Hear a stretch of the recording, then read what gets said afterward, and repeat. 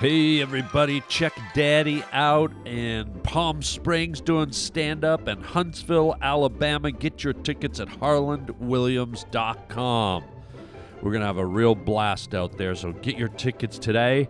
And also, our beautiful 100,000 subscriber plaque is on the move. Check out this new video from a great fan, and remember to subscribe, and thank you everybody for the 100,000 subscribers. And here we go. This thing's going on a ride. Hey, I'm Cam. I'm honored to be a part of this. When this arrived on my doorstep, I was already on the way to Denver, and so it had quite the adventure.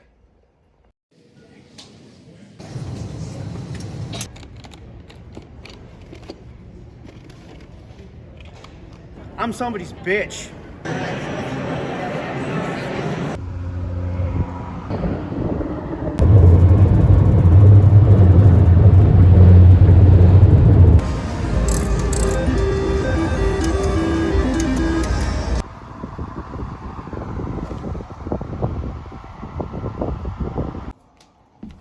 Finally home. Hey, Scout. Anyway, congrats on the subscribers, and thanks for being silly.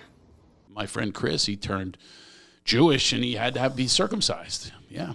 Wait, Some people, if you turn Jewish, you got to get a second circumcision if you were to begin with by a mohel. Wait, if you're Jewish, you have to do it? It's mandatory? Yeah. Wow. It's a covenant. I wonder if they ever take those skins and stretch them and use them as the yarmulke.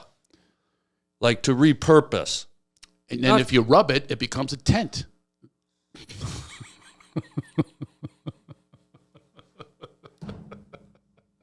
You just made a wrong turn onto the Harland Highway. You're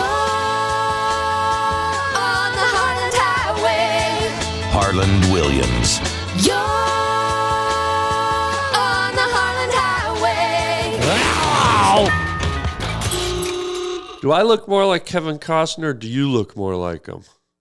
It's a tie. What we could do is you could put it out to a vote. A vote? You put out to a vote who looks more like Kevin Costner.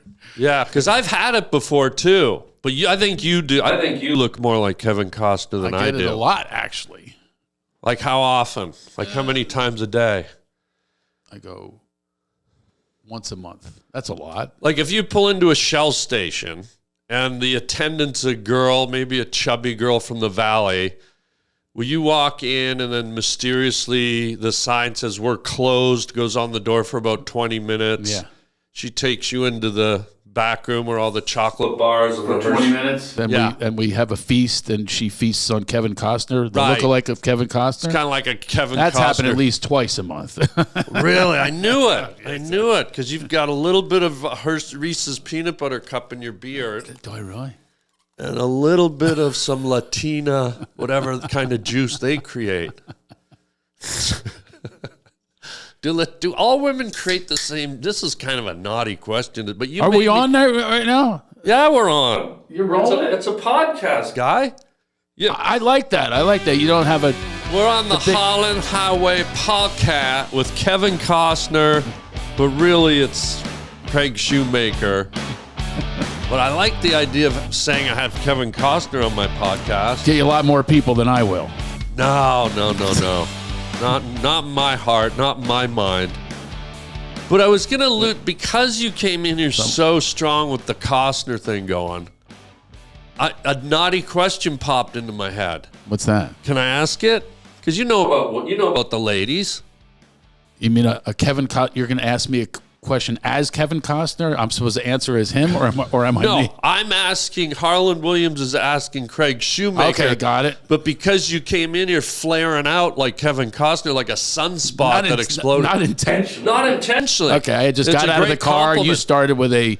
Wow. You kind of got a Kevin Costner thing going. Yeah, I mean, I thought Kevin Costner made a wrong turn into the studio, but it was just you.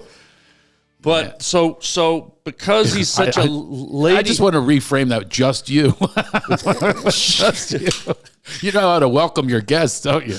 No intro. Just go right into it. All of a sudden, I'm back with some chick that has it closed for 20 minutes, a Shell station, and we're dining on chocolate. She thinks I'm Kevin Costner. We just jump right into it. Not how you doing. What's up? You're just here for me, and I'm just here for you. Just going to occupy some time together. And I'm just going to go into my little Harland Williams ad libs. Yeah. I love the places that you take it. You could do it like Kaiser Sose. Look around.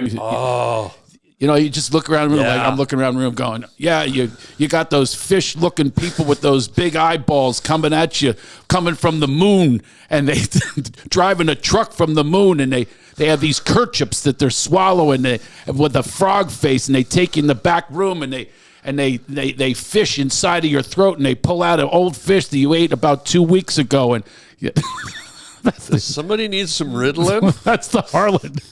Wow. That's the Harland mind that I have to get used to. This is no normal interview. It never is. No, exactly. But there's always something about gums and bleeding that exists. Oh, yeah. Yeah, there's always some kerchiefs or yeah. In your descriptions of things. Yeah, I like to throw in gums and blood and Yes, and teeth missing and halitosis and gingivitis are popular. Basically, like no one wants you here, Craig. Yeah. No one wants you except those people, those pumpkin sucking. Well, there you go. That was on the edge. That was on the edge. But no, what I was going to ask you, and by the way, Craig Shoemaker's my guest today. Actor, comedian, writer, entrepreneur, filmmaker. You're a man of all trades. A lot of slashes in that title, yeah. Yeah, you've done it. What haven't you done, my guy? I actually was looking at it recently, and does it mean money? I don't know. I have a very big resume. What does it mean? I don't know. You have a very big resume. How many inches? It's at least 12-inch resume.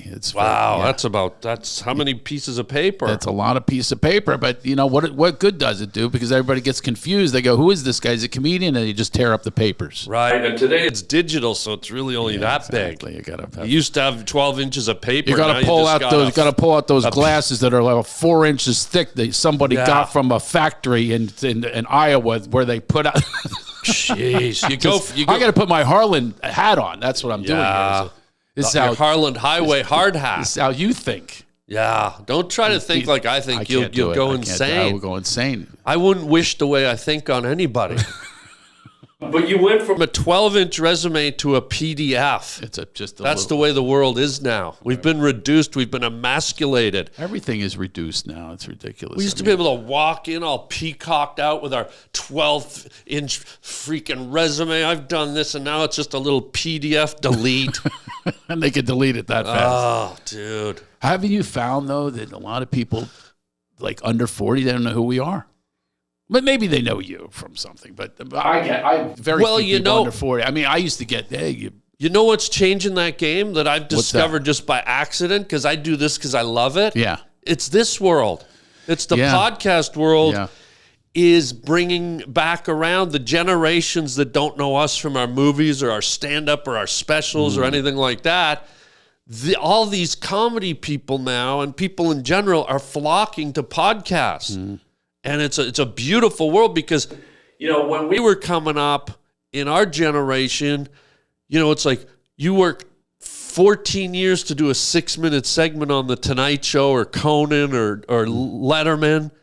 And now that made your career. That made your career. Yeah. And it also let people see who you were and what you only way that they could see. The only way. And it was 6 minutes. And remember to promote, you used to put posters on something called a telephone pole. Yeah. The pole had all these staples in it. All those old staples from Tear Down the Last Week and then bring in Nan Mancini and Johnny's Dance Band and then underneath Craig Shoemaker at the Roxy this weekend. That's how we used to promote. And I had postcards that I would send to people with an actual stamp. Forget it. Put it in actual mail. This is your postcard now. And here's the thing. Yeah. Then even if you got to the big show with Letterman, you got 5-6 minutes. Yeah. Here on podcasts, you can talk for an hour, 2 hours, and really let it all out, have fun, and expand on your ideas and your stories and your humor. So I like this format even better. Definitely a better format. But how do they find you? I mean, I guess on YouTube.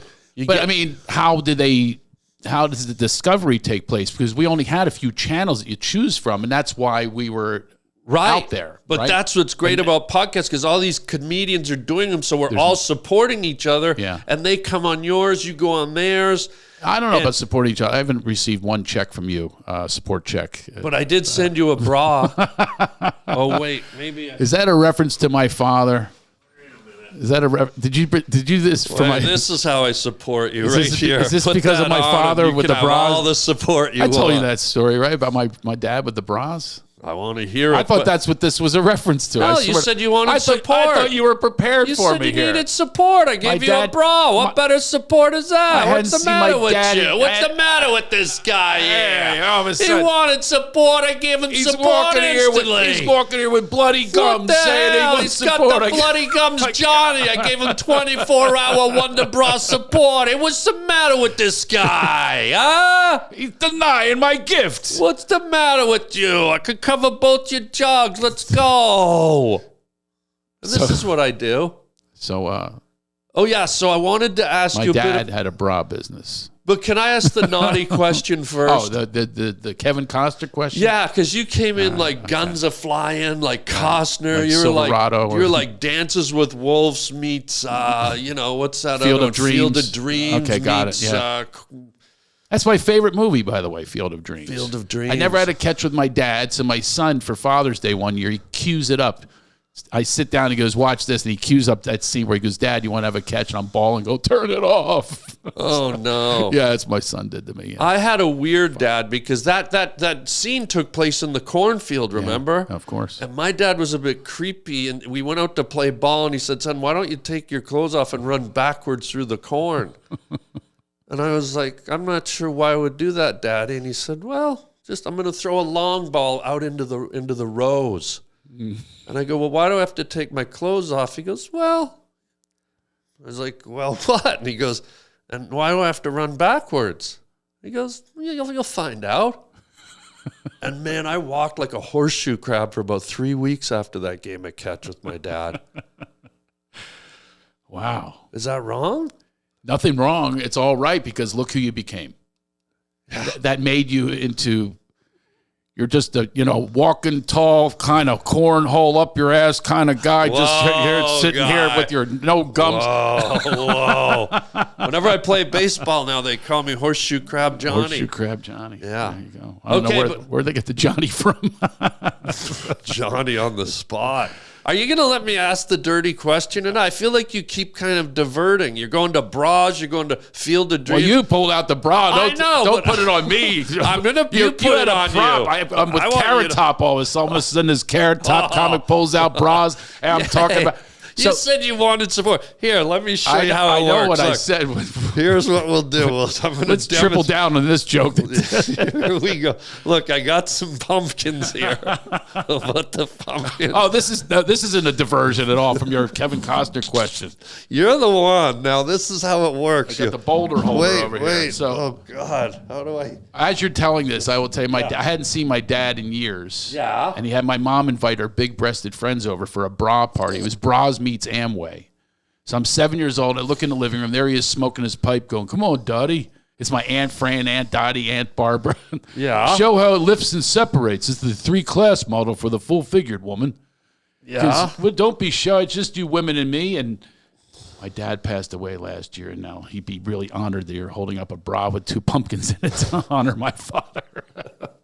You got to try. That feels really good. Just bounce them. Bounce them, yeah. Oh, dude. Two dudes alone in a house here. This is playing with pumpkins. It's unbelievable. Wow. I'm so glad I made this ride up the hill, what scraping the bottom of my car. What the hell's wrong with you? I'm trying to support you. There's more support. I'm trying to support you, and now you're backlashing on the bingle blasher. I'm trying to get back to. I never thought I'd want to return to the bad bit about Kevin Costner at a Shell station. Yeah. I never thought. Can we talk about that? Now, after the bras with you the brought pumpkins, up your daddy had a bra party with the big girls. Well, that was a true story. You're like making up stuff that I'm Kevin Costner. I'm not. I'm trying to support your story with a pumpkin jug. Got it.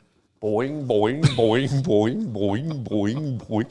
Can we do an a cappella? You ever hear of a barbershop quartet? I love barbershop quartet. So I can actually be all the voices if you want. Can we do the boing, boing song? Boing, boing, boing, Wait. Ready? Boing, boing, boing, I wanted the boing. low voice. I'm doing the high falsetto. Okay. That was very low for Okay, I'll do falsetto and you do the, ready? Boing, boing, boing, boing, boing, boing, boing, boing, boing, boing, boing. Oh! Silliest shit I've ever done in We my boing too hard. my whole life. We're a barbershop quartet. What's the matter with you? I told you I'm not known anymore. Now they're all going to go, you're the Boing guy. You're the Boing acapella guy with Harland Williams with 2 pumpkins in a bra. I'm trying to support your stories. Now, here's the thing. I mentioned you because the Kevin Costner thing that you went into the Shell station, made out, I think I said a Latina girl. I don't know that it was that specific, but I thought it was a heavy girl. A heavy Latina. Go. Okay. So a fatina. And there's is that what a fatina is there, and they're only closed for 20 minutes. So I only have 20 minutes. Right. To be But Kevin I figure Costner that's with all a whole vat full of candy. Right. But I figure girls get so excited over the costs that's all they need is 20 minutes. Yeah. Probably less with the costs. But I'm not him, so I'm low cost. Whoa, you're the low costner. I like that. Cheers to that. Yeah, he'll discount. Wow. So this is a naughty question, but it was inspired by the sexuality of Kevin Costner, and you know the ladies pretty good yourself.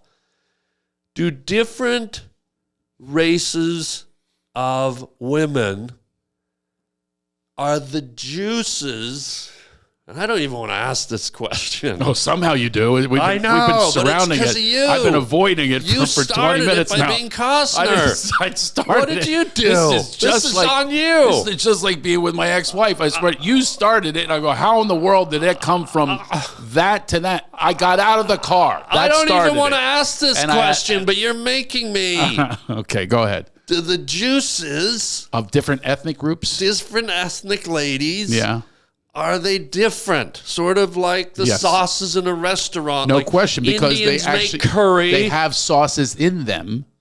Okay, understand? Yeah, which becomes blood and sweat. Okay, and oozing out of pores. What you eat is what you ooze. Whoa. Isn't that Kentucky Fried Chicken's new logo? What you eat is what you ooze. What you eat is what you ooze, says the Colonel. Come on, it's finger licking good in so many different ethnicities.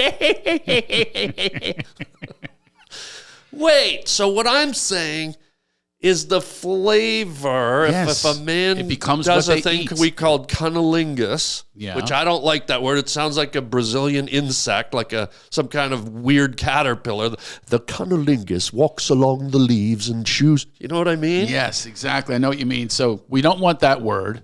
Well, I guess eating pussy's out. Whoa, bro. Whoa, Costner. I love that gets a timeout. Whoa. But the fatina doesn't. It's got the chocolates coming down. Dude, I'm just trying to help. I was trying to help you by coming up with something besides cunnilingus. I knew I was going to go too far. No, it's fine. I love it. But that's what edit buttons are for. There's no editing on this show. But do you think, like, if you're with an Asian woman, a black woman, and a white woman, is it a similar flavor? I'm not trying to be dirty. You're asking me as Kevin Costner the answer to that? I'm asking you as Craig Shoemaker, who inspired it by looking like Kevin Costner, and damn you to hell for making me ask this question that you made me ask. So I would say everybody is definitely a different ooze. Okay. Yes, or you said okay, but you combine it with a buh, so it's a bouquet. Yeah, they all have a different bouquet as well. Oh, that's an eloquent word. Bouquet. That almost makes this segment thank bearable. God. I'm saving it as best I can. Right. The bouquet of ethnic women. Bouquet. Of any different type of woman from any different ethnic background. The bouquet is something that you would find perhaps at Macy's when they come up to you with the different fragrances. Oh, at the perfume counter. The perfume counter is filled with different fragrances. That is the same thing as if you're going down to the basement of Macy's. Oh, where the bouquet gets a little moldy. I wasn't going there, but I was just saying, as a variety, if you will find that downstairs. I see. Okay, take the escalator. Sometimes when the fragrance isn't so good, you make a U-turn. Oh. Right? Yeah. Around the belly button. Go back up. Scoop. Yeah, little scoop. And then they're all different, absolutely, because of what they eat.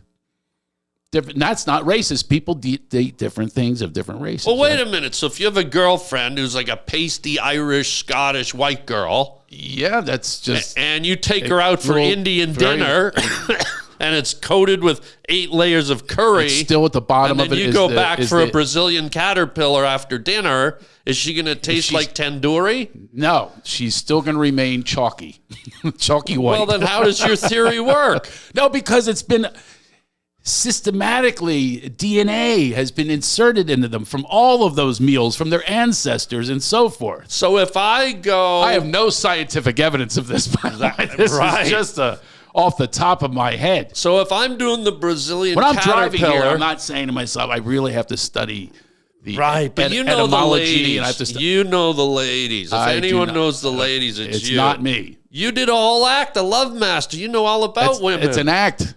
As a matter of fact, if you ever watched the Love Master movie, I have a movie called The Love Master. I know you do. Farah Fawcett says, "Come on, do that Love Master." I said, "Oh, that's my act. That's not me." She goes, "Then you don't want me." She slams the door in my face. Are you serious? But then the doorbell rings, and she answers, "That wasn't my hand that rang the doorbell, Farah, baby."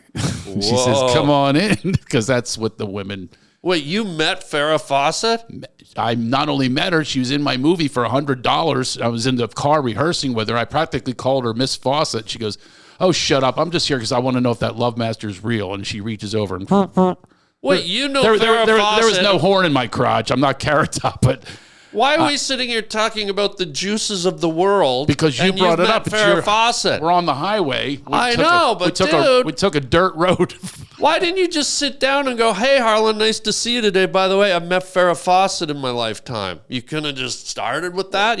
But that list is You got endless. me talking about the women's juices of the list of world people like that it's I a met, small as world. well as- There's now the juices of the world. We met loads of people. You don't just open up with somebody who's been dead for 15 When years. it's Farrah Fawcett, you do. Well, yeah, I had her poster on my wall. Remember that poster? With the nips? Hey, everybody, check out my merchandise at harbling.com. Yeah, most people just slap some letters or images on a t-shirt or a hoodie, but not me. Yours truly. Guess what? I draw my own designs. At harbling.com, you can see tons of my hand-drawn t-shirts.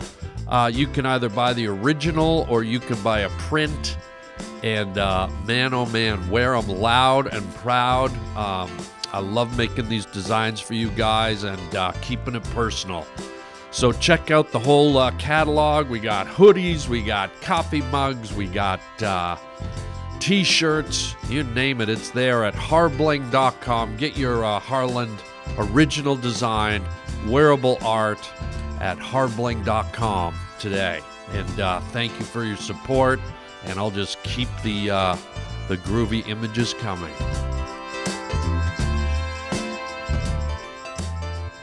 Oh, the poster where she's in the bathing suit. Yes, you could play ring toss. Yeah, she had the big protruding nipples. Exactly. So I couldn't believe my dream was sitting next to me in the car rehearsing, doing Wow. my movie called The Love Master, and she reached over and grabbed my junk.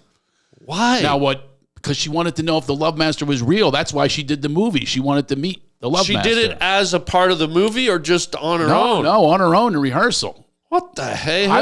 I was waiting for her to get out of her dressing room. She was a long time in there because she had hair extensions. I never knew what they were until I looked in there. They like sew them in. I had no idea until I saw that because I'm tall and I'm looking down at Farrah Fawcett in my dream, and then we have this like scene together that I wrote, and she just says, "Look, shut up. I just want quit saying thank you. I just want to know if that Love Master is real." And she tried to confirm it, and unfortunately, I wasn't ready for my close up. If you know what I mean. She grabbed I had an innie. I was so nervous. Whoa! Then I was ready a little she later. grabbed your Charlie's Angel and you weren't ready? No, Whoa. Charlie was on the squawk box on that one. Wow. So how did you feel inside being with Farrah Fawcett, arguably one of the most beautiful women that's ever lived? Well, because I grew up with her, like wanting her as a kid. You were just stunned. That's when everything's locked in when you're a kid. I used to dream about her in my sleep. Same here. You literally have dreams about her. Yeah. And I couldn't believe that she was doing my little independent movie. And wow. After my character, the Love Master. But she shoots me down in the movie. But then at the end, I ring the doorbell, with my junk. So, so anyway.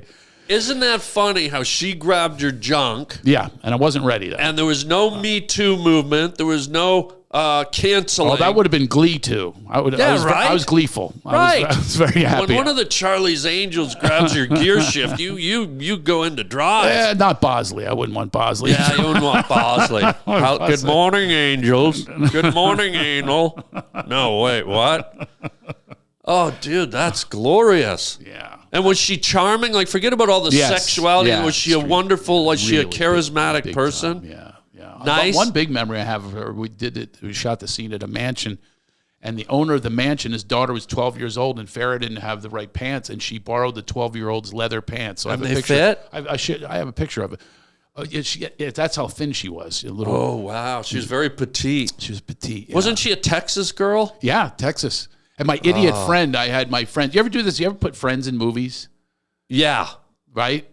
I know you put. Where are you going with this? Well, because I invited these radio personalities from Dallas, from Austin. Okay. And they think that they're like trying to be Howard Stern wannabes. They approach her on a break, talking about, remember the tri-delts? You were like the slut of the tri-delts. I'm going, whoa, get away from her. You know, it was horrible. I was so embarrassed. They were just totally inappropriate. So and then every time I went back on the radio show, we called it Farragate because it would take them off of the set. These idiots. They were that aggressive and insensitive. Well, they would walk up to her microphone, start interviewing her between takes and stuff. God. Yeah. Was she pissed? Yeah, a little bit. Yeah. Do you remember one of her? I pissed off many people. You're pissing me off right now since you sat down. I'm ready to get thrown off. Well, I mean, God, listen, guy. I went through pumpkins. I went through the juices of the world, and you've been holding on to Farah Fawcett, grab my junk, and didn't open with that, like my guy. Driving up here, I thought about what's my opening, and it wasn't on the list. It was from 1998. Well, I hope you've learned a lesson here. Next on the podcast highway, you do, what are you going to open with? I'm open with Roadkill. No. Farrah Fawcett. No, or some other star. How about that? How about this is how you open. You sit down, pretend you're a podcast host. Go. Hey, what's up? Hi, Farrah Fawcett, grab my junk. Wow, this is really interesting. When did this take place, Harland? Doesn't matter. That's all you need to know. Next question. Like, that's all you need, dude. Like, let's go. Have you pissed anybody else off on the set? Like on a movie set or TV set? I worked with, Patrick Stewart. Do you know who he is? Yeah, the bald guy from Star Trek. Right. He was the captain. And he's also, for the younger people, he's... X-Men. Right. I liked him as the X-Men guy. I never liked him as Captain Kirk. Because Captain Kirk was... Picard. Yeah, William Shatner was sort of like so sexual and kind of charismatic, and he had that kind of sexiness going on. And all of a sudden, here comes Baldy, and he's like, well, I think we should fire the lasers, and it's just like total Borsville, old Baldy. You and I do impressions. I knew the first day on the set that I could do an impression. I had never done one before, but it was in my ear that I could do it, and I walked up to him. They said, go do it for him. So I go, make it so, number one. And he looks at me, you're a dick. Make him go away. He goes, go do your comedy skit elsewhere in El Segundo or wherever you go. So every time I go to Hermosa now, I never heard of the town before. I always pass El Segundo, and I do it in his voice. I go, El Segundo. He said that to you? Yes, he goes, El Segundo, wherever you go. So anyway, I ended up loosening him up, though. So, by the way, we had scenes where we fight, and they said, bring in the stuntman. And he's like, he was shining me on because he knows I'm a stand-up comic. He's this regal Shakespearean actor, right? And I play like his best friend. So they bring in, for us to fight, they bring the stuntman. He goes, I don't need a stuntman. Do you, Craig? I go, I don't need one either, Patrick. So we fought on screen, and you can watch what he does. He kicks me in the head into a fern, punches me because he knows he can get away with it because he's supposed to win the fight. What? So then then we get up, I'm all bruised. He goes, I think we need to take two, don't you, Craig? So we did 5 takes of him watch the movie, beats the shit out of me. So anyway, he shoots me. I mean, it's hilarious. I would have stood up, looked him right in the eye and said, did you know that Farrah Fawcett grabbed my junk?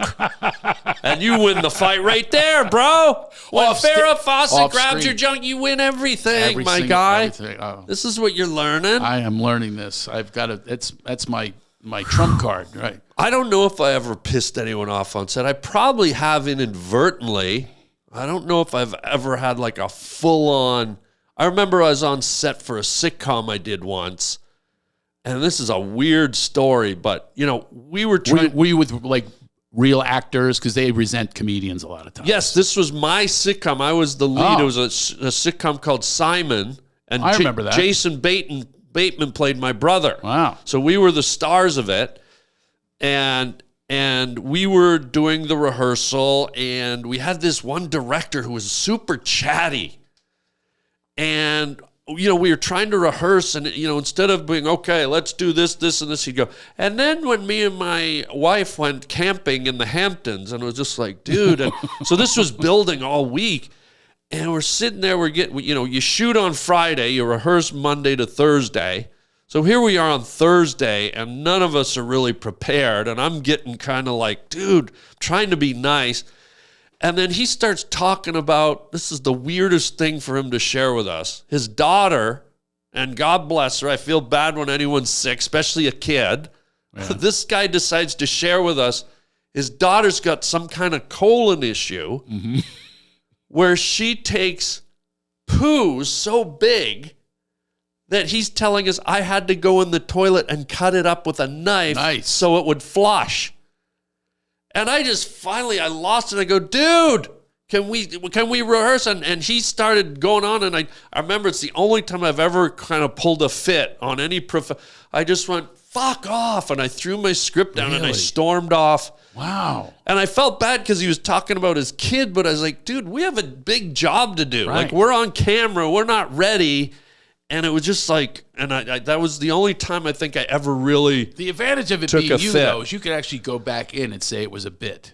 I didn't, though. How about they that, knew. folks? How about that little firecracker puffing teeth? Huh? Daddy laid down a wagon wheel with some Chinese juice sauce on it, and welcome to the 1973 Ferris wheel event there, corn on the cob, Sally. And he went in there with a serrated knife and cut up a piece of shit that was from an Atkins diet, all protein. That thing was a big fucking bomb he put in there, and he went in there like, that's the guy I want in the trenches with me. Anyway. Why don't you save your bits for Calabash, Craig Shoemaker? Oh, I got to tell you this. Was that pretty good? That wasn't As bad. I was coming out, Why I don't thought you be him that and I'll be you? Okay. No, Wait. You be me and I'll be... No, wait. Wait, who are we here? Wait, hold on. I'm all confused. Wait, okay. Ready? Okay. Okay. Who am Oh, I? yours is a little Sean Connery. Oh. Yes. Well, now you've put that in my head. No, you'll be Sean Connery and I'll be Patrick Stewart. Okay. So you're Craig as Sean Connery and come up to me and say to me, this is what I said to him to loosen him up. I think the Klingons have surrounded the ship. I said, Patrick, you weren't always a regal Shakespearean actor, a sir. Not at all. When you were a kid, you had your package and you're looking at it in front of a full-length mirror. I said, you ever tuck it back and see what you look like as a woman? I said, you ever give yourself a mangina?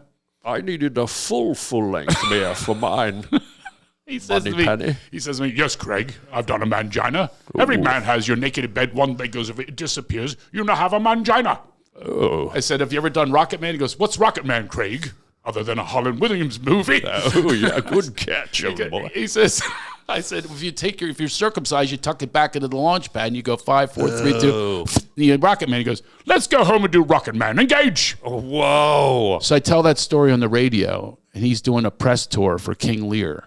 A serious move. And they go, you remember Craig Shoemaker? He goes, I remember Craig. And they played the recording back of me saying, on the radio? Good mangina, do a mangina. And he kept going. So I love doing King Lear. I've always a dream project for me. And then you go, how about this? And then they play it again. Oh my God, it was so humiliating. But I've never run into him again. Well, you know what the problem with telling me all this is? Now I have to ask, because you brought it up, are you circumcised? And I don't want to ask it. You're making me. Are you circumcised? Yes. You are? My kids are not. Ooh, why not? That's another weird story. Why make them pay? My first son was born, and he was a preemie, so you don't do it right away. Preemie? What's that? Premature. How much? Very, very. He was in a incubator. His first days in life with That's little. That's got to be weird. And you finally get born and there's a bunch of baby chickens around you. Yeah, exactly. Yeah. Or little just little aliens in there. Ooh, how old? I don't mean ooh. Like I said, ooh. I meant like, ooh. I'll show you his picture now. He's just fine. He's 26 now. He was 26 years. No, how many days premature? 3 weeks. Ooh, is that weird? Like, was he dying basically? Like, you have to save him? Well, they did, not me. They call them prenatal nurses and doctors, and it's the NIC unit. They call it the NIC unit. So he's in the NIC unit, and these incubators, a whole bunch of them in there. Were you? Like, it literally just looks crying? like they're growing plants. Were you crying? Like, were you so upset? I wasn't. No, not crying. Really, like, what in the world is going on here? And frightened. No sleep. I couldn't sleep because you're wondering, is this child going to pray? To live? Were you praying? Yeah, I pray. I'm a big prayer. Yeah, you have to. So I did. I would show up and just pray in front of him and just say I love you and and whatever. I'll show you his picture now. He's a big, strong kid. Works for the NFL now and 26 years old. But it's those first moments though when they're a preemie. Yeah, it is absolutely. Personally, came out and it looked just like that scene from E.T. where they find him in the woods. Yeah, when he's completely discolored. Yeah, right. Like gray and purple. And that's what he looked like. And he's this tiny little 4-pound thing. Do we have to say preemie? It sounds a lot like juvie. Like preemie it almost sounds like a treat at the grocery store. What would you like to call him?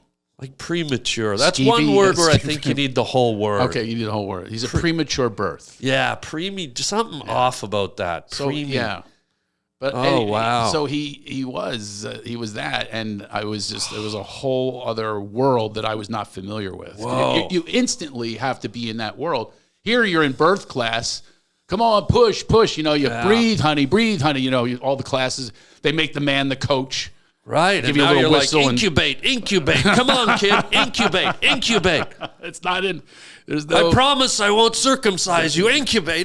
No classes for it. And then there's no classes for, your first child. It's a boy.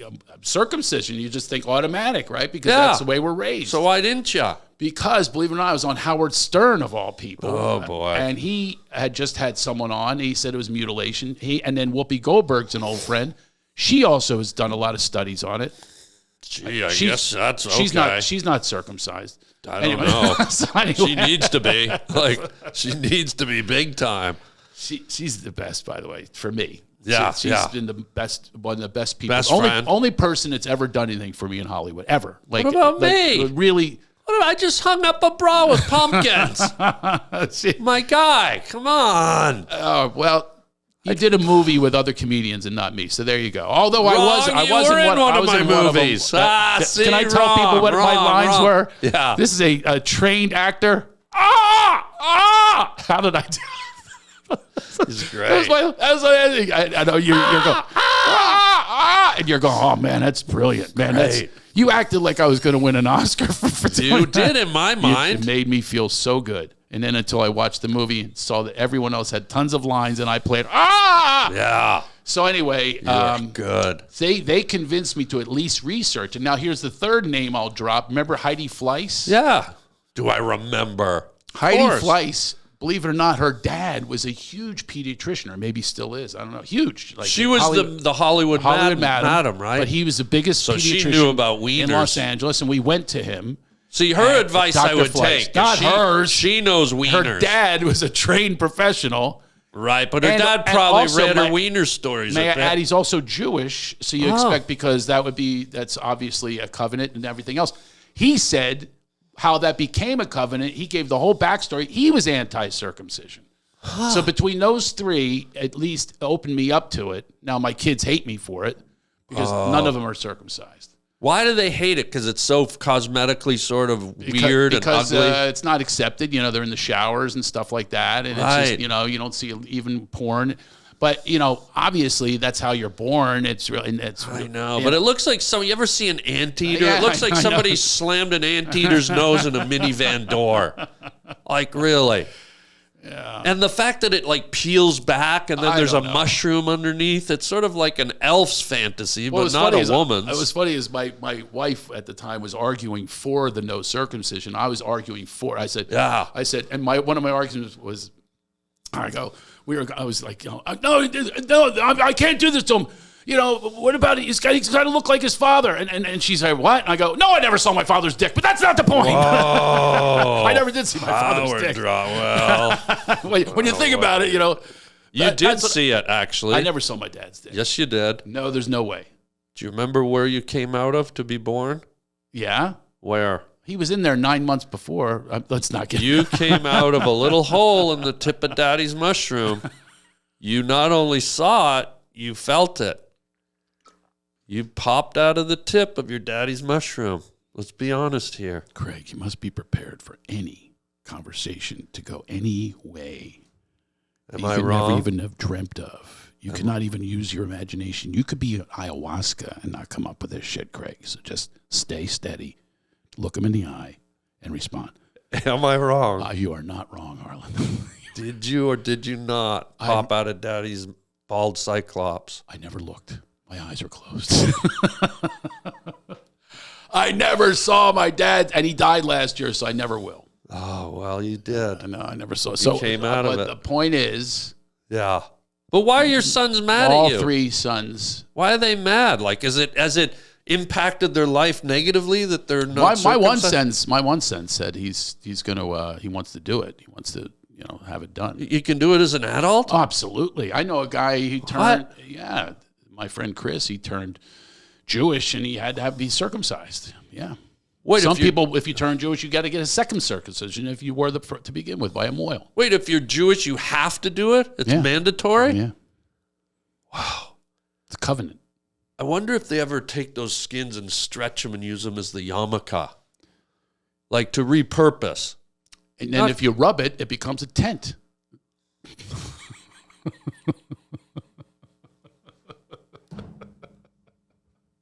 How in the world, with all your obscurity, could that one be that slow on the draw on getting? If you rub it, it becomes a tent. You could sell it at REI. What's REI? Oh, wow. What's REI? You got to expand your horizons from bloody gums to REI is a place where you buy tents. Who knew that? No, I want you all to write in, call in. Not one person knew what REI was. Oh. I thought it was a university in Brooklyn. I know it's your spot here. I know it's your podcast. REI. This one, and I know they're against me because you don't go against the host. That's the way people are. I get it. No. They're going to that guy's an idiot. No. In this case, I am going to say most people will say you're wrong on this one. Most people are going to go, you don't know REI? Come on. You're an outdoorsman, too. I'm willing to admit I'm wrong, and my guests can go against me anytime they want. That's how open we are. I think you got to remember this podcast is seen all over the world. Okay, I'm not going to say somewhere else in the world. By the way, my podcast is #1 in India. Can you believe it?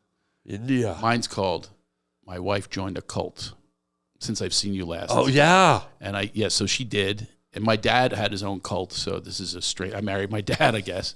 And it's become a big hit. Wow. Not funny. It's not funny. I mean, we might get a little funny, but it's about cults. Having to deal with cults. Yeah. The whole podcast. Everything's about cults. Yeah. I have guests that have been in cults. I just had a guy who was in the Moonies, and he wrote books about it. Oh, Reverend Moon. Yeah, remember that? Yeah, I remember Reverend Moon. Was he Korean? Were you approached? Yeah. Were you approached by them? I was approached when I was in college. I was approached by Scientology. I was walking down the sidewalk with my buddy, and they tried to bring me in for one of those like IQ tests. That's right, yeah. And we went in and we did it because we were kids, but we still knew something was off. So we just did it sort of as an amusement, and we just kind of did it and buggered off. But then later on, at my Catholic school, they brought in a businessman who had a family and everything, and he came in and gave us, they give you lectures, and he said, boys and girls, I was a normal guy with a normal job, with a wife and 3 kids. I joined Scientology, and my life was destroyed. They took all my money. Like he said, don't even get in their headspace for a second. Wow. Now, this is him, not me. I have no verification, but I know. He said it was so dangerous that they have ways to brainwash you basically so quickly and so effectively that you succumb and you're in, and they sort of you become theirs. Now that's his. I don't want Scientology writing. Well, me not only that, I I'll actually swing pumpkins can in their faces. quote unquote defend Scientology based on my own experience. Oh, okay, good. I was really, really tight with at least 10 Scientologists, major ones, including L. Ron Hubbard's son Arthur, including Whoa. Lisa Marie Presley. These are all my friends when I moved to Hollywood. Yeah. We used to jog up in the hills and everything. I even did a movie there at the Celebrity Center. Now, this is the strangest thing. I mean, I have a lot of friends there. Who are in Scientology. Big time Scientologists. Yeah. And I got to tell you something. It's the weirdest thing. They never once came on to me. Wow. Not one single time. The only time I was invited to a concert of Chick Corea, who's a Scientologist, and we're at the Greek Theater. It was me and my buddy Billy, and we're supposed to meet Lisa Presley. And she's his friend. She goes, come to the concert. It's a concert. Yeah. No, it was an L. Ron Hubbard rally. So every time they put him up on the screen, they go, hip, hip, hooray. I'm going, oh, my God, Billy, they're recruiting us. They still, even that night, the concert went on. So just last year, this is many years ago, this is in the 90s, I started to get insecure because I'm like, watching these, They don't want me. So I called him up like an insecure guy. Yeah. I go, What my about friend me? Michael, I go, hey, Michael, this might sound a little weird, but how come you guys never came on to me? How come you never asked me to? Because you always hear about the recruiting. Yeah. Not once. And I'm talking about hanging out big time almost every day. It almost sounds like you wanted to get recruited. I did want to be. It's like I've gone to, I did the same thing in Hawaii. I sit and I eat a hamburger and I watch the prostitutes approach people and they never approach me. I did the same thing when I go, yeah, I'm going to question, how come nobody ever hits on me? What? They said, they were mad that I even asked the question, but he was not mad. He just goes, because you don't seem like you need it. That's what he Wow. said to me. So this was at the Greek Theater. You said you went to the Greek Theater. Yeah. You know what I hate about the Greek Theater? The seats. Because whenever you get up, you got fruit on your bottom. I'm usually on the stage there. I don't know. So I don't know. I've been on the stage a lot there. Have you? You ever played the Greek Theater? I think you missed the joke. Oh, the yogurt on the seats? Fruit on the bottom. Greek Theater. I did miss it. I thought it was. Ladies and gentlemen, was like- welcome to the second half of the Harland There was like Highway. one moment there where Yeah. you might have been all right. sharing your reality of sitting there watching someone on Yeah. stage and you got up I and know. these are uncomfortable I seats. should was put that going on with you that. to expect to know get all the jokes. I don't get Well, them all. you certainly haven't gotten most of mine. So None. No, I mean, I have you a could let nun your out guest in the have car. a most. Yeah. It had to be a nun. The nun. Right to the nun. Tell me you have a bunch of nicknames. What's one of the main ones people call you? Wow, Shoe is my name. That's Hold on. almost everyone calls me Shoe. Hold on. The other Shoe was Bill Shoemaker. Oh my God! Did you do? Look at that. You're so prepared today. My dad sold Shoe. bras, The shoe. and you had a bra ready for me. Yeah, My dad gave me the name Shoemaker, and now you have a Shoe, which is my nickname. the shoe. My dad also had a cult that ran mule rides in the Pocono Mountains. I know of we talked Pennsylvania. about that the so last where are the mules? podcast. I'm expecting a mule to be here. Come on, bust out something. Oh, the A mule's saddle, here, believe me. A saddle, or he also converted cesspools to sewers. He had me doing that job. Wait, what's that? He gave me a little shovel. He sawed off a shovel. I'd visit him like every few years, and he'd always put me to work. So you have to convert the cesspool that's there. You have to put it to the sewer line. But how do you do that? It had me digging a tunnel from the house like a gopher, like Shawshank Redemption. I was like Andy Dufresne. 1966, Andy Dufresne left Shawshank Prison. All they found was a set of mother prison clothes, an old rock hammer, and they had worn down to the nub, and a bar of soap. You better get busy living or get busy dying. Craig Shoemaker trying to visit his daddy. Wow. Gave me an old shovel. That's what I did. I had to take a shovel, and he would meet me at the other side. Wait, it was for a sewage system? Yeah, talk about a shit job. I had a shit job. Oh, no, that's Craig. that's what he made me do when I visited him. Yeah, I mean, he was a lot of things. But he did all these different. Did you have to watch it to make sure it worked? Like, did you have to do a test flush? No, because at that point, then the plumbers come in. He Okay. He used to say to me, he used to give me I was 8 years old. He'd give me a wagon and leave me in like some area, going door to door canvassing. He called it. He goes, "You can be an estimator."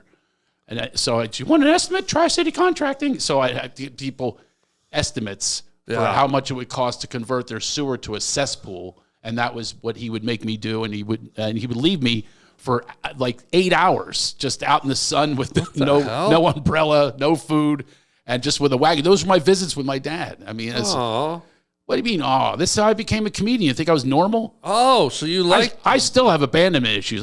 You do? I can't take it when a waiter leaves my table. Oh, Where are you going? Oh no! I'm getting your food, sir. Oh, sure you are. He's not coming back. They're all the same. Oh, There's a lot of effect that he had on me. I got arrested when I was 13. For what? I did a lot of things. That was for robbery. What'd you rob? I robbed that was a department store. I robbed record albums. I knew how to steal record albums. How? And then the cops I got a high-speed chase, and I just kept chucking them out the window. All these... There goes Neil Diamond. Neil Diamond took a guy's head off. There goes Bonnie Raitt. There goes Duran Duran. What? Yeah. So they arrested me, and the cop says, how would you like to end up like one of these guys on the poster? I'm going, at least he's wanted. Whoa, you do have abandonment issues. Oh, wow. I actually did think that. I was like, wow. These guys are all wanted. I was not wanted. Aww. My dad, once every 4 years, I would visit him. He'd just put me to work. I never felt wanted. My mom was always working. Did he ever tell you he loved you?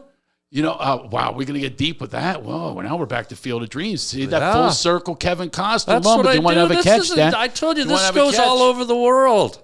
I must admit that one of the reasons I'm back here and I contacted you was someone contacted me and heard me. The one person did hear me the last time and contacted me about something that we went a little deep with. And he goes, I don't hear that normally from comedians. He goes, let me move the shoe. He goes, I loved hearing that on Harland Williams' podcast. Wait, what was he referring to? Now I don't remember. He wrote to me and I went, oh, that reminds me. Maybe I'll ask Harland if I could go back on because share some stories together, hang out. Love it.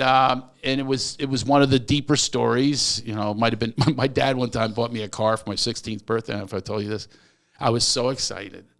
He came to the house very rarely, but he shows up 16th birthday. He signs the title over to me to this car, a Pontiac, and I'm driving up and down the driveway. I didn't have my license yet. Yeah. And then he drove away in the car. I never saw the car again. But my friends would say, wait. My friends say, do you have a car? And I'd show them the title. I go, yeah, look at this. I have my own car. I never, ever saw that car He again. just needed someone to sign the title. No, it wasn't that. He just forgot to arrange a ride home for himself. And he just took the car. And I went, hey, when are you coming back? He never came back. I never got the car. And then 2 years later, he trades me for my car that I bought myself, and he gave me a 65 Cadillac ambulance, Blakely Burrow, bright orange. The advantage of it had to stop every 100 miles to fill it with oil because all the oil and had no floorboards. You had an ambulance? It would rain up. Oh, it was the best because if anybody was in my way, I'd just give them a little. And they would all move over. Everybody would move over. Oh, that's I was the hit of the college. I went to college. And plus, if you hit someone, you could just throw them in the back and keep going. And they had plugs. We'd plug in. We had little fans for the pot. Whoa! Yeah, it was a pretty cool thing. It was a hearse. It was a Blakely Burrow ambulance. It was from some hick town in Pennsylvania, and he gave me that. But the other car, he never ever brought it back. I had a title for years. I would tell people, I have a car. So he drove it over, forgetting that he had to leave eventually. I don't know if he forgot, but he left, and I never saw that car. That sounds like a plan. He's had a lot of schemes, that boy. But wait, we're skipping around. Did your daddy ever tell you he loves you? We skipped around. Oh, you want to go tender? Tender treats. I had one time that he arranged to meet me. I was 21 years old, and I was not happy about him never saying I love you. Right. I was really what boy is bothered by that. Yeah. And the no catch, that's the metaphor for love. And, with you would be like slap shots or whatever. Oh, yeah, the no catch, the Field of Dreams reference. No catch, right? No playing catch with your dad. Yeah, I don't know what you played, hocky or lacrosse. Lacrosse. Yeah, so that was our thing in America. Yeah. And not that you're not America. Yeah. You're even bigger than we are. Northern. Yeah. So he never did those things. So I was, I carried that around with me, and I had a delinquent life. Yeah. Drugs, alcohol, I died, hovered over my body. I mean, a lot of stuff went down. And then the one time at 21, he says, I'll meet you halfway. And we met at this restaurant in Quakertown, He just said, Pennsylvania. I love. No. And you said, he's a real you? manly guy. Yeah. It's not his thing. He's always about the women. He had a harem of women. 14 women was his maximum. I called it his harem. He goes, I'm king of the Poconos. You can be part of my empire if you get over that comedy shit. He goes, look at my harem. Sounds like Captain Picard to me. No, not like that. He's not a harem. A harem. So anyway, he, in the parking lot, I think he was coached by one of his harem. All of a sudden, I walk over to him, and he says, he put his arms around me a little bit. Wow. He goes, love you. What was that? Love you. Pardon me? I didn't do that. He said it. Wait, it's. He goes, love you. I think he was clearing his throat. No, he wasn't. Come on, give me my one. I love Well, you. do You're it going to take again. that Let me away. He hear just it. died last Let me year. hear it. You want me to say it as he should have said it? No, as I'm he said imitating it. how he said it. That's what I'm I doing. love you. Right? So he says it. This is just a question. Here's my one regret in life. You were in a parking lot. Yeah, and His car was there, or your car was there. I paid the bill as usual. Were there throat lozenges around the car seat? Oh, here we go. Yeah. And they were Because- bloody from the gums. but what I'm saying is it sounds like maybe he had... No. So he talks like this. He talks Yeah, like, but "Ugh." I think he... You know, just- sometimes he- you see he muttered- clouds he and it looks muttered- like a horse or... He couldn't, it wasn't a matter of stuttering or having a bad throat. It was a hard thing for him to say and get out. It's not English to him. Can I hear it one more I time? love you. Maybe with a B, love you. Craig? He said it. I heard him say it. But here's the thing, Harlan. I didn't say it back. You didn't say... And that's one of my... back? No, nothing. Let's do it now. That's one of my regrets. You want to play my pops? You play... We just scattered his ashes a few months ago, me and my mom. God bless. Yeah, we Can scattered his we, ashes. can we do it like I'll be him, Yeah, you be you, yeah.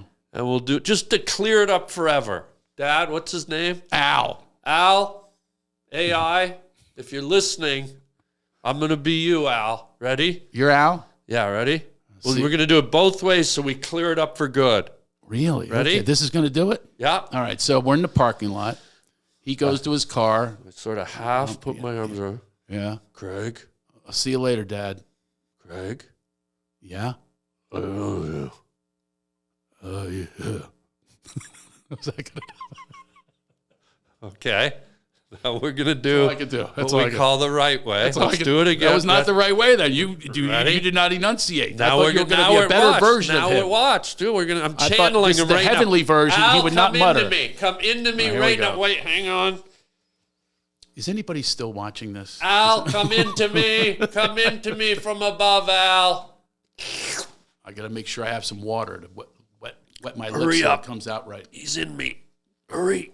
All right, do it again. All Go. right. Oh, we have all of me now. Okay. Go. All right, Dad. I'll see you later. I'll see you later, Craig. Yep.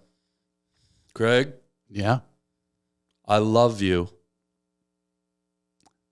Good. No, I love you too. Clean. Now those ashes are starting to shine on the Wissahickon Creek. Right? Didn't where we that left feel them last good? year. Yes, absolutely. We're clean. Now we got to talk to all the debtors that are after me because I had to sign. Wait, what? What are the I thought debtors? you would leave me with something. Oh no, I get all the calls now because I signed the power of attorney. What Well, do you Craig mean? came along at the end. You know, I didn't speak to him for years, but I had to do all that, so I had to get all the calls from the people. Oh, your dad, he promised me. Oh, I'm sorry, Curtis. he owed people cars and toys and... Yeah, my ambulance took that back. But wait. Tell me about, because I've always wondered about this out-of-body thing. First of all, how did you die? And B, what was it like when you said you were floating over yourself? Yeah. And C, did you see the big guy in Yeah. the sky? No, How did you die, first of all? Well, first Start at the beginning. I was in Jamaica. I was about 22 years old. And, I really did have a tough childhood. I can look at you right in the eye and say I'm okay with all of it. I was kidnapped by a serial pedophile. I was beaten up. We were poor. I was beaten. Yeah. A lot of that stuff was happening, right? We talked about that on the last podcast. If you want to go back and look at it, it's fascinating. That's the real quick Cliff Note version of it was very painful, difficult childhood. I started drinking and using when I was like 12, 13 years old. By the way, thank you for sharing. Not easy to do. Commendable. But it's okay. It is easy to do. It's good therapy, I bet. No, it's so easy. I do it for other people so they know, look, I'm very successful, right? I became successful from talking about this stuff. Yeah. That's I'll tell anybody. You're uncomfortable? Fuck you. I don't care if you're uncomfortable. This makes other people comfortable that are going through it. You know what it makes me feel, if I can be honest? Really uncomfortable? No. If I get the way you're so open, it... I love you.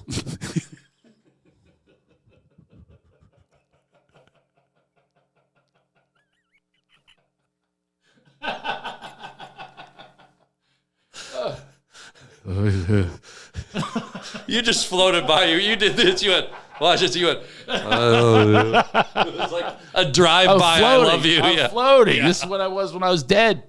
All right, so tell me how you died. I was in Jamaica. Yeah, good place to die, by the way. Oh, my God, unbelievable. Might as well be on holiday. And the pot there, literally, the pot is so prevalent. My roaches were a half an ounce. The stuff you throw out. It was so disposable. Jumbo. There was so much of it. I put it in my socks, by the way. I had to smuggle it back. There was no way I was going to leave this there. And I said, if the dogs sniff it, they're going to go way away from my socks. Because I was in a stinky sock days, you know what I mean? 21 years old. Sure. And they didn't. They didn't get me. Whoa. But anyway, pot, I did. That night, I did pot. It's ganja and a big giant joint. The Bumba Ross pot, man. Oh, yeah, man. I got some good smoke for you, man. Oh, Bumba Ross, I the send you blood down clot, to man. Miss Jenny's cakes. You have Miss Jenny cake. Fuck you Bumba up good, man. No. Oh, I love you, man. Red Stripe beer, man. Did you hear what I just did? You did my dad as a Rasta? I did. I love you, man. Love man. Okay. The So callback of my dad muttering, I love you, is going to go on and on forever. Somebody else pitched me to work with you just today. They said we should co-headline and do shows together. Yeah, I don't know why you won't. We didn't do it earlier. I'm kind of offended. Never really done it. Yeah. I know, but the fact you've been avoiding me. If I think you're going to go on after me and start heckling me from the stage, going, everybody say you to Craig, that would be horrible. But it's the Craig Shoemaker I love you tour. Starring Grover and Cookie Monster. I love you. I love cookies and I love you. All right, get to how you died. This is the longest death I've ever lived through. You're the one who takes us in different tangents. I know, but in Jamaica, I'm smoking weed. But just tell me about how a rock fell on your head, for God's sake. Ganja cake, red stripe beer, cocaine, meth. This all was in. Oh, that's okay. Just the little ingredients list. Get to the death part. Okay, so I'm at a Ross. Al, will you help me? You know about this. I'm at a Ross. He's useless as tits on a bull. That's what he used to say to me. Useless as tits. I need him like Custer needed more Indians. I'm just channeling my father, not Rasta dad. Yeah, I channeled him. It's fun. I'm there at this Rasta concert trying to impress these two girls. I am so obliterated. I went, and then they said, I just went down on this pavement. What? And they said, my head, I got a big head. It's a size 8. It's a human eclipse. Kevin Costner size. I think it's bigger. Yeah. So anyway, I went, it's Jupiter. This is no Mars or Venus. That is a big head. It's a big head. Boom, on the ground. I'm done. So I hovered over my body. Wait, did you remember, was it the front of your head or the back? Back of my head. Oh, yeah, I went down. Yikes. Yeah. And they said it was just like dropping a bowling ball. And I'm 6 feet, over 6 feet, 6'2". And that boom. Yeah. So that's sort of like, I like yeah, here we go. Here's the sound it made. So just picture this. Ready? This big 21-year-old goes. Let it go. No, it's the bounce. No, let it go. And let's hear the sound that it made. Oh, okay, ready? Here we go. Oh, that's nasty. That's exactly how it sounded. It sounded like that. You're right, it is chickaboom. I died and I hovered over my body. What, you died like you were I just hovered over my body. Dead. Just going up and they're reviving me. Wait, you came out like a ghost? Yeah, like one of them was a nurse, thank God. So You came out as a nurse? She's doing her thing. Oh, no. She was a nurse, one of the people I was hanging out with. So they're all around me. And I will never forget these words, though, as I'm hovering. From a roster. Not Rasta. It wasn't my dad. It was a Rasta guy in the background. I don't know what he looked like. I just remember these words. He goes, Pasty man did too much mushroom tea. That's what you heard when you died? Pasty, because I'm white. Pasty man did too much mushroom tea. And I did have a lot of mushroom tea. So I hover for a while. Now, when you say hover, because most people have never done this. It's like it's just an out of body. Are you 30 feet up? Are you 6 feet up? Are you that's a good question. 100 feet up? I'd say probably 20 feet up, looking at everything. And you're seeing everything, including yourself. Yes. So everything's like I'm just kind of like in this weightless. Yeah. Like you in that astronaut movie. So I'm trying to bring it back to you, bro. That's me. Okay. Well, that's how that joke landed. So anyway, and then I came back into my body. And they said, he's back, and then they're shaking me and reviving me. Whoa. And then they take me back to this. I had rented this castle on the water. This is in Negril. And they take me back. I will never forget this. Literally, God. Remember the scene from Animal House where it's God and the angel on the shoulder? Yeah. It was that argument going on. And then, like, the death and the darkness and the Beelzebub, devil, whatever it is, was saying, you're with me now. The devil? You're with me now. You're with me now. I love you. I will put you into a trench coat and you will approach vacationers and walk up to them and expose yourself and tell them that the Roman numeral 21 looks like the inside of an electric generator. That's who you will be. You will never leave this island. That's what was saying to me. That got a pumpkin drop. And then God was going, come with me. This is your opportunity. Whoa. Please come with me. What? They fought all night long. And these women left me alone, which was stupid. How long were you dead? The room was spinning. No, I wasn't dead anymore. I was revived. But this was going on. This dialogue was going on. Well, you were unconscious. Push, pull. No, I was conscious, but barely. But that push, pull was going on. It was so vivid in my memories to this day, many years later. And the next day, my friend Pete, because I left my moped up at the concert, he goes, man, everybody's talking about this white guy that died. I go, it was me, Pete. So you were just up and running around the next day? No, not really. I was in pretty bad shape, but I didn't party for like a couple days. Took a couple days. Of days. Then I went back to the died, saw God and the devil, and then 2 days later was back at the marijuana mom. And the devil guy kept telling me, "You're never leaving this island. You're going to be a burnout who walks up to people in a trench coat." This was a whole scenario that this guy presented for me. It reminded me of being on your podcast. And I'm coming up there with these kerchiefs and my gums are bleeding. Where does the gums bleeding thing come from? Have I ever said that? I love your analyzing my ad lib of you. Like you've never said gums bleeding before. When did I? It just reminds me of you. That's something you would say. You would go to a gum bleeding. Yeah, I would. Something sucking. You always have something sucking. Tomato sucking. Tomato sucking, freaks. pumpkin fucking. Anyway, so. I think I'm about to die and float out of my body. Just from being with me. Yeah. Yeah, Harland. It's just, I express these things only on your show, by the way. I don't talk about this. You better not do it on anyone else. Yeah, it's exclusive. This is exclusive. Yeah. Exclusive death. Exclusive here on the Harland Highway. God, the devil, Jamaica. He's floating. He smells like ether, and his sister has braces on her legs. Stay tuned on the Harland Highway for the shoo.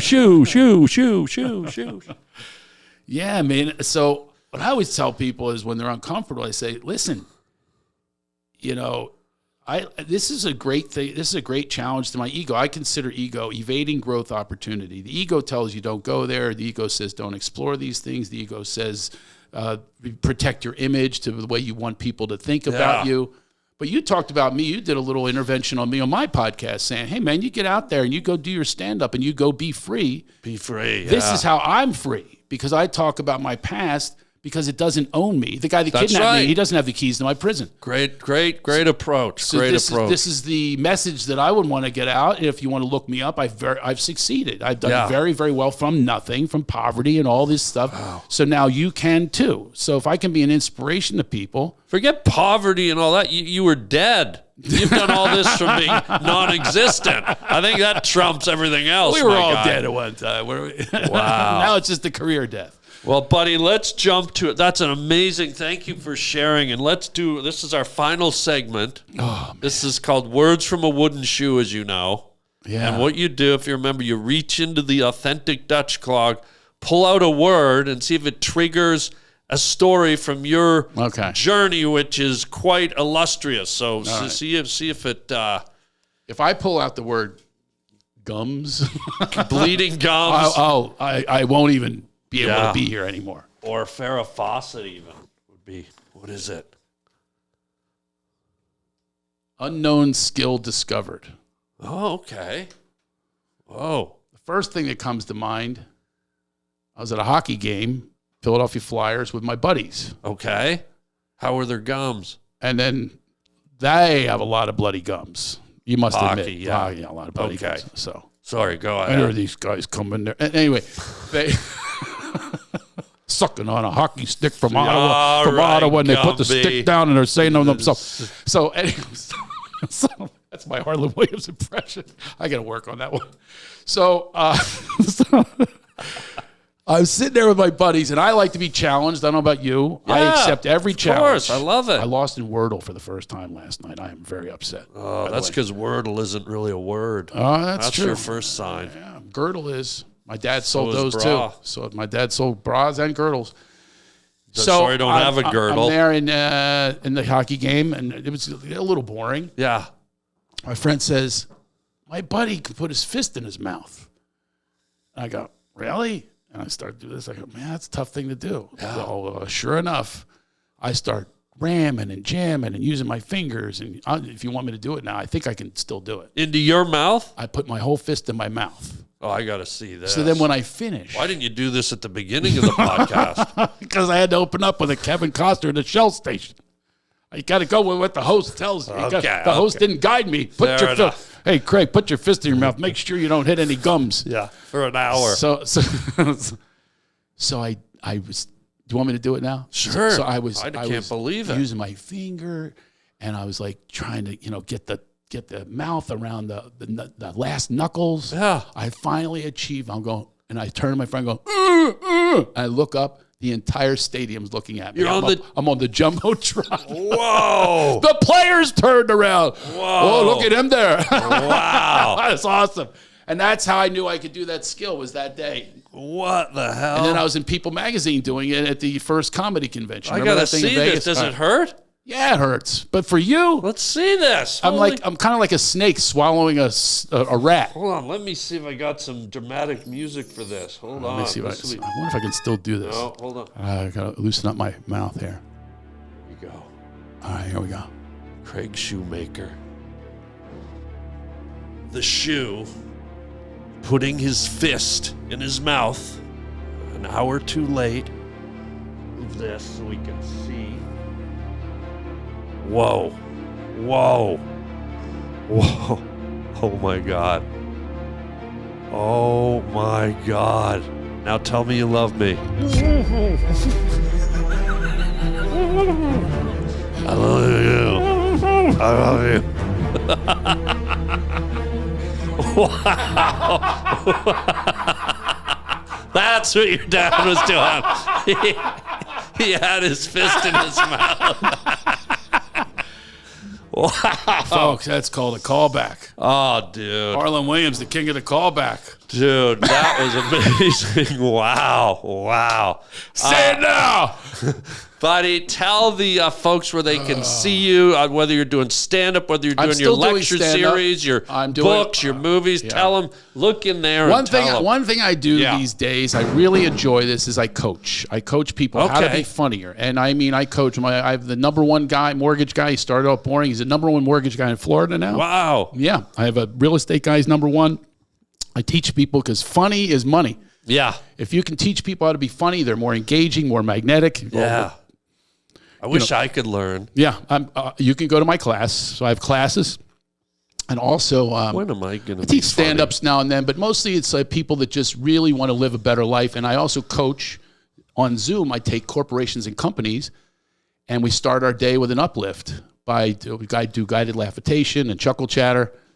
Yeah, give them a little boost. And it's really awesome. And I love doing that, but I still do stand-up. Yeah. And still... Do you have a schedule they can see? Go to CraigShoemaker.com, Shoemaker, not mocker. I know you tried a couple times. You almost slipped on a mocker. Never. Almost. I want the playback on that You're one. a mother mocker. Shoemaker. So, official Craig Shoemaker on Instagram. Get me some followers, man. I just stuck at 58,000. What the hell? On where? Just stuck on Instagram. Just stuck right there. Follow Craig Shoemaker and go see his shows, go to his lecture series, learn to laugh. None of this is in those lectures, by the way. None of this is all. You don't put the fist in the mouth? This is called intellectual property that you own now. It's the only place I do any of these stories. I do Although my wife joined a cult. You might want to check that out. I tell a lot of stories about the cult. All right, so check that out. And before we go, since you did the thing in the mouth. You have a skill that you're going to... I can put my head up my ass. Hang on. Folks. Oh, I just threw my back out, but I would have done it. I would have done it otherwise. Well, you do know that you've heard before about my special skill, though. Have you heard that around the comedy? I know a lot of comedians know about this. No. What's the other one? A lot of comedians know this one. What? Matter of fact, the guy wrote me the other day. He was in my acting class. What is it? From many years ago. I couldn't believe he remembered it. What is it? You really don't know? No. Should I say it or save it for another time? Say it. I'm blowing myself. You have a leaf blower? Done that a million times, especially in the fall. This guy brought it up. I couldn't believe he was a witness because I showed George Wallace in acting class. I used a pencil. And I went down and got the pencil. I showed him how I could do it. You can bend down into your own crotch. And I used to, it was more flexible. And then this guy brought it up the other day on Facebook. He goes, I was in acting class when you did the pencil trick. I went down and I got the pencil. Thank God you're circumcised. Otherwise, I wouldn't be able to get it. We're going to hear the rest of this on Craig's next visit. Oh, my God. Ladies and gentlemen. Can you edit that part out? Hell no. I'm editing out the first 59 minutes. That's the part that stays. Oh. Folks, Craig Shoemaker, check him out. Follow him on Instagram. Check out his podcast. What's the name of it? My wife joined a cult. My wife joined a cult. Yeah, check it out. Yeah. And Craig, thank you so much for being here. Folks, that's it for today. Until next time, chicken chow mein. And remember, Daddy loves you. I love you too. I love you more. Mangina! Hey everybody, how would you like your very own personal video message from me, yours truly? It's your birthday, it's your anniversary, it's your graduation, or you just want me to make you laugh? You get to pick the topic you want me to discuss, give me some talking points, and off we go. You can get it for yourself or get it for a friend. It's super easy and fun. Just go to the Cameo app on your phone or to cameo.com. And I record a custom video made just for you or your loved one. Your very own personalized Harland.